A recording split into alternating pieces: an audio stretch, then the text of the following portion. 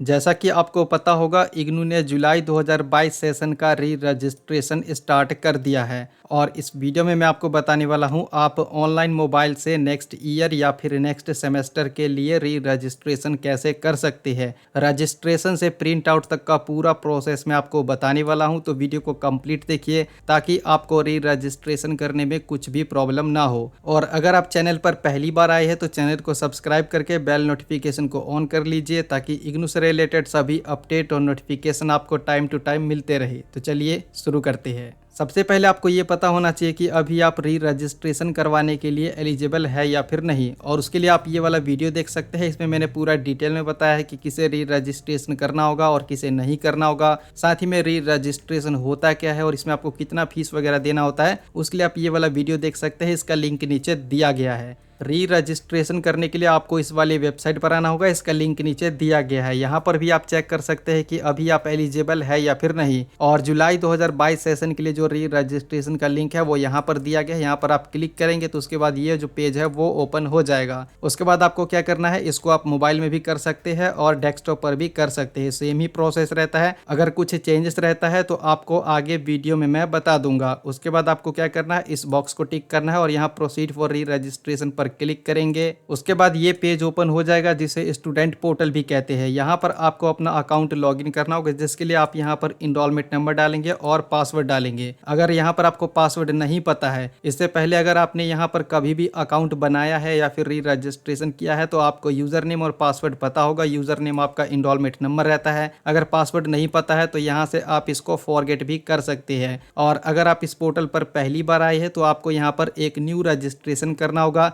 जिसके लिए यहाँ पर आप न्यू रजिस्ट्रेशन पर क्लिक करेंगे और यहाँ पर आ जाएगा स्टूडेंट रजिस्ट्रेशन फॉर्म। एडमिशन के वक्त आपने जो भी यूजर नेम और पासवर्ड बनाया था उससे यहाँ पर लॉगिन नहीं होगा, आपको यहाँ पर न्यू रजिस्ट्रेशन करना होगा। तो उसके लिए यहाँ पर आप अपना प्रोग्राम कोड सेलेक्ट करेंगे। जो भी आपका प्रोग्राम कोड है यहाँ पर आप डालेंगे और वो जो है लिस्ट में जहाँ पर भी होगा आपको मिल जाएगा। तो जैसे कि हम यहाँ पर सेलेक्ट कर लेते हैं इस तरीके से, और यहाँ पर आप अपना पूरा नाम डालेंगे, वही नाम डालेंगे जो आपके आईडी कार्ड पर लिखा गया है। यहाँ पर आप अपना इनरोलमेंट नंबर डालेंगे और वेरिफिकेशन कोड जैसा यहाँ पर लिखा गया है यहाँ पर लिखेंगे। सबमिट पर क्लिक करेंगे। अगर ये समझ में नहीं आता है तो इस पर क्लिक करेंगे, ये चेंज हो जाएगा। सबमिट पर क्लिक करने के बाद ऐसा इंटरफेस आ जाएगा। आपका जो भी ईमेल है, रजिस्टर ईमेल आईडी, उस पर एक ओटीपी भेजा जाएगा। ओटीपी को आप यहाँ पर डालेंगे और उसके बाद आप सबमिट पर क्लिक करेंगे। सबमिट पर क्लिक करने के बाद आपको यहाँ पर पासवर्ड सेट करने के लिए बताया जाएगा। पासवर्ड आप यहाँ पर कुछ भी रख सकते हैं अपने अकॉर्डिंग, जो आपको ठीक लगता है। जो पासवर्ड आप यहाँ पर डालेंगे वही पासवर्ड आपको यहाँ पर कंफर्मेशन के लिए डालना होगा। कुछ इस तरीके से पासवर्ड को डालेंगे और सबमिट पर क्लिक करेंगे। तो उसके बाद यहाँ पर आपको बताया जाता है you can log in now, यानी कि आपका रजिस्ट्रेशन हो चुका है और अब आप लॉग इन कर सकते हैं। लॉग इन करने के लिए इनरोलमेंट नंबर डालेंगे, पासवर्ड जो आपने बनाया है वो डालेंगे, वेरिफिकेशन कोड जैसा यहाँ पर लिखा गया यहाँ पर लिखेंगे और लॉग इन पर क्लिक करेंगे। उसके बाद ऐसा इंटरफेस आ जाएगा। आपका जो भी प्रोग्राम रहता है यहाँ पर लिखा हुआ रहता है और उसके नीचे यहाँ पर आपको मिल जाएगा क्लिक हियर का ऑप्शन। आपको इसके ऊपर क्लिक करना होगा। क्लिक करने के बाद आपको यहाँ पर बताया जाता है कि अभी आप कौन सा ईयर या फिर सेमेस्टर का री रजिस्ट्रेशन करने के लिए एलिजिबल है। तो आपको यहाँ पर लिख करके बताया जाता है, जैसे कि ये एक स्टूडेंट है और ये थर्ड ईयर का री रजिस्ट्रेशन करने के लिए एलिजिबल है, तो इनको यहाँ पर बताया गया है। इसके अलावा अगर आप इसको मोबाइल में करते हैं तो आपको क्लिक हियर वाले ऑप्शन पर क्लिक करना होगा और उसके बाद आपको ऊपर मेन्यू पर क्लिक करना होगा और नीचे आपको मिल जाएगा री रजिस्ट्रेशन का ऑप्शन। क्लिक करेंगे, उसके बाद ऐसा इंटरफेस आ जाएगा। साथ ही में अगर आपको डेस्कटॉप पर ये वाला ऑप्शन नहीं मिलता है तो आपको यहाँ री रजिस्ट्रेशन का ऑप्शन मिल जाएगा, इस पर आपको क्लिक करना होगा। री रजिस्ट्रेशन करने के लिए आपको इस वाले ऑप्शन पर क्लिक करना होगा और उसके बाद यहाँ पर आपको पूरा सब्जेक्ट सेलेक्ट करने का ऑप्शन दिया जाता है। यहाँ से आप री रजिस्ट्रेशन कर सकते हैं। और अब बात करते हैं कि अगर आप एससी या फिर एसटी कैटेगरी के अंतर्गत आते हैं तो आपको एडमिशन फीस में छूट दिया जाएगा। ध्यान रखिए, अगर एडमिशन के वक्त आपका फीस नहीं लगा था तो अभी भी आपको फीस नहीं देना होगा, लेकिन इसके लिए कुछ जरूरी एलिजिबिलिटी क्राइटेरिया है जो आपको पूरा करना होगा और कुछ चुनिंदा कोर्स ही है जिसमें आप री रजिस्ट्रेशन या फिर एडमिशन लेते हैं तो आपको कोई भी फीस नहीं देना होगा। और उसे चेक करने के लिए आपको इस वाले वेबसाइट पर आना होगा। इसका लिंक नीचे दिया गया है, तो उसका लिस्ट आप यहाँ पर देख सकते हैं और जो क्राइटेरिया है उसको भी आप यहाँ पर पढ़ सकते हैं। लिंक नीचे दिया गया है, पहले आप देख लीजिए और उसके बाद आप री रजिस्ट्रेशन कर सकते हैं। बात करते हैं कि अगर आप एससी या फिर एसटी कैटेगरी के अंतर्गत आते हैं तो आपको री रजिस्ट्रेशन का फॉर्म कैसे फिलअप करना होगा। तो जब आप यहाँ पर री रजिस्ट्रेशन करेंगे तो यहाँ पर आपसे पूछा जाता है बुक्स के बारे में।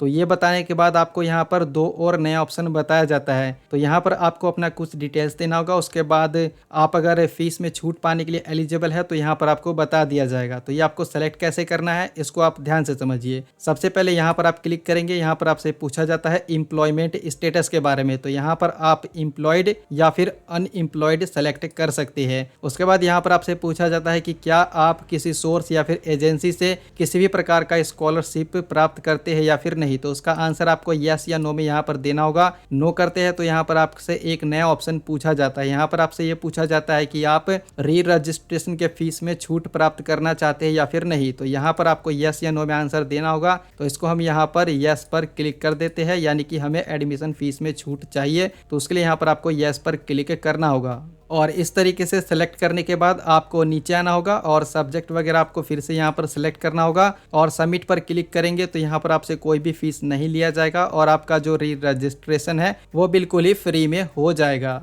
अब यहाँ पर आपको कुछ चीज़ों का ध्यान रखना है जो मैं आपको बता रहा हूँ, इसको आप ध्यान से समझिए। सबसे पहले यहाँ पर आपसे पूछा जाता है कि आप कौन सा स्टडी मटेरियल चाहते हैं, यानी कि सॉफ्ट कॉपी या फिर हार्ड कॉपी। अगर आप पहला वाला ऑप्शन सेलेक्ट करते हैं तो PDF फॉर्मेट का बुक आपको दिया जाएगा, जो कि आपको ई ज्ञान कोश वेबसाइट से ऑनलाइन डाउनलोड करना होगा। अगर पहला वाला ऑप्शन आप सेलेक्ट करते हैं तो आपको फीस में इंस्टेंटली 15% का डिस्काउंट दिया जाएगा। और अगर आप हार्ड कॉपी यानी कि प्रिंटेड स्टडी मटेरियल चाहते हैं तो यहाँ पर आपको दूसरा वाला ऑप्शन सेलेक्ट करना होगा और यहाँ पर डिफॉल्ट में दूसरा नंबर ही सेलेक्ट रहता है और मैं आपको रिकमेंड भी यहाँ पर दूसरा नंबर ही करूंगा। तो आप अपने अकॉर्डिंग यहाँ पर सेलेक्ट कर सकते हैं। उसके बाद यहाँ पर आपको सब्जेक्ट सेलेक्ट करना होगा, जो भी सेमेस्टर रहता है या फिर आपका ईयर रहता है यहाँ पर आपको बताया जाता है। और सब्जेक्ट सेलेक्ट करने के लिए यहाँ पर आपको अलग अलग ऑप्शन दिए जाते हैं, जैसे कि स्किल इनहेंसमेंट कोर्स और जेनेरिक इलेक्टिव सब्जेक्ट, और इसके अलावा और भी कई ऑप्शन आपको दिए जाएंगे। इसके अलावा अगर आपका कंपलसरी सब्जेक्ट रहता है तो यहाँ पर आपको सब्जेक्ट सेलेक्ट करने का ऑप्शन नहीं दिया जाएगा। कंपलसरी सब्जेक्ट को आप चेंज नहीं कर सकते हैं। लेकिन कुछ सब्जेक्ट ऐसे हैं जैसे कि स्किल इनहेंसमेंट सब्जेक्ट, ये आपको सेलेक्ट करने का ऑप्शन दिया जाएगा कुछ इस तरीके से। इसके अलावा यहाँ पर आप सब्जेक्ट कैसे सेलेक्ट कर सकते हैं, यानी कि आपके लिए कौन सा सब्जेक्ट आसान रहता है या फिर कौन सा सब्जेक्ट ऐसा है जो आपको लेना चाहिए, तो उसके लिए आप ये वाला वीडियो देख सकते हैं। इसमें मैंने सब्जेक्ट के बारे में पूरा डिटेल में बताया हुआ है, वीडियो का लिंक नीचे दिया गया है। यहाँ पर आपको जो भी सब्जेक्ट सही लगता है या फिर जो भी सब्जेक्ट आप पढ़ना चाहते हैं, जो आपके लिए इजी है या फिर जिसका एग्जाम आप आसानी से क्लियर कर सकते हैं, वो आपको सेलेक्ट करना होगा। फॉर एग्जांपल जैसे कि यहाँ पर मैं कुछ सब्जेक्ट सेलेक्ट कर लेता हूँ। यहाँ पर कुछ इस तरीके से आपको सब्जेक्ट सेलेक्ट करना होगा। जो भी सब्जेक्ट आपको सही लगता है वो आप यहाँ पर अपने अकॉर्डिंग इस तरीके से सेलेक्ट कर सकते हैं। बस आपको ध्यान इतना रखना है कि आप जो भी सब्जेक्ट यहाँ पर सेलेक्ट करेंगे इसके बारे में पहले आप अच्छे से पता कर लीजिए कि ये सब्जेक्ट आपके लिए सही है या फिर नहीं है, क्योंकि बाद में जो भी CBCS वाला सब्जेक्ट है ये चेंज वगैरह नहीं होता है। इसके अलावा जो ओल्ड सिलेबस है उसमें सब्जेक्ट वगैरह चेंज हो जाता है। जैसे कि यहाँ पर 6th सेमेस्टर का सेलेक्ट करने का ऑप्शन दिया गया है, तो यहाँ पर आपको इस तरीके से सेलेक्ट करना होगा। जो भी आपको सही लगता है यहाँ पर आप इसको सेलेक्ट कर सकते हैं कुछ इस तरीके से। और जब आपको लगता है कि यहाँ पर जो भी आपने सब्जेक्ट को सिलेक्ट किया है ये पूरा हो चुका है, ध्यान रखिए यहाँ पर जो भी आप सब्जेक्ट सेलेक्ट करेंगे इसको आप बाद में चेंज भी कर सकते हैं, जैसे कि एडिट वगैरह करना चाहे तो यहाँ सबमिट पर क्लिक करेंगे। सब्जेक्ट को सिलेक्ट करने के बाद आपने जो भी सब्जेक्ट सेलेक्ट किया है यहाँ पर आपको बताया जाता है, इसको आप देख सकते हैं कितना क्रेडिट हुआ है वो भी आप देख सकते हैं। आपने जो भी सब्जेक्ट यहाँ पर सेलेक्ट किया है, अगर आपको ऐसा लगता है कि इसको आप चेंज करना चाहते हैं या फिर इसमें कुछ मॉडिफाई करना चाहते हैं तो यहाँ अपडेट कोर्स सिलेक्शन पर क्लिक करेंगे और फिर से वही ऑप्शन आ जाएगा। यहाँ पर आप दोबारा से सब्जेक्ट को सेलेक्ट कर सकते हैं, यहाँ पर क्लिक करेंगे और सब्जेक्ट आप आसानी से फिर से सेलेक्ट कर सकते हैं। सब्जेक्ट को सेलेक्ट करने के बाद आपको पेमेंट करना होगा और पेमेंट करने के लिए नीचे आएंगे तो यहाँ पर आपको पेमेंट का ऑप्शन दिया जाता है और आपको बताया जाता है कि अभी आपको कितना फीस वगैरह देना होगा। पेमेंट के लिए यहाँ पर 2 गेटवे दिया गया है, दोनों में से किसी का भी आप इस्तेमाल कर सकते हैं। जैसे कि हम यहाँ पर पहले वाले गेटवे का इस्तेमाल करना चाहते हैं तो इस पर आप क्लिक करेंगे और यहाँ पर आपको वेट करना होगा। यहाँ पर पेमेंट करने के लिए सभी ऑप्शन दिया गया है, जैसे कि कार्ड का ऑप्शन दिया गया है, क्रेडिट कार्ड डेबिट कार्ड से आप पेमेंट कर सकते हैं, जिसके लिए यहाँ पर आप कार्ड का नंबर डालेंगे डालेंगे, एक्सपायरी डेट डालेंगे, सीवीवी डालेंगे, जिसके नाम से कार्ड है उसका यहाँ पर आप नाम डालेंगे और यहाँ इस बॉक्स को टिक करेंगे, प्रोसीड पर क्लिक करेंगे। आपके बैंक की तरफ से ओटीपी आएगा, ओटीपी को डालेंगे, पेमेंट हो जाएगा। अगर आप दूसरा ऑप्शन का इस्तेमाल करना चाहते हैं तो वो भी आप कर सकते हैं, जैसे कि नेट बैंकिंग का करना चाहते हैं तो यहाँ पर सभी ऑप्शन दिया गया है। और इसके अलावा अगर आप यूपीआई से करना चाहते हैं तो यहाँ पर आपको यूपीआई का भी ऑप्शन दिया गया है। यहाँ पर क्लिक करेंगे तो सभी यूपीआई का ऑप्शन आपको मिल जाएगा, जैसे कि गूगल पे, फ़ोन पे, भीम, पेटीएम, अमेज़ॉन पे, व्हाट्सएप। इसके अलावा कोई अगर दूसरा यूपीआई आईडी है तो उससे भी आप यहाँ पर पेमेंट कर सकते हैं। अगर फ़ोन पे से करना चाहते हैं तो यहाँ पर क्लिक करेंगे, आप अपना यहाँ पर जो यूपीआई का आईडी है डालेंगे, वेरीफाई पर क्लिक करेंगे, आपका नाम आ जाएगा। उसके बाद आप प्रोसीड पर क्लिक करेंगे, आपके मोबाइल एप्लीकेशन में पेमेंट करने का ऑप्शन आ जाएगा।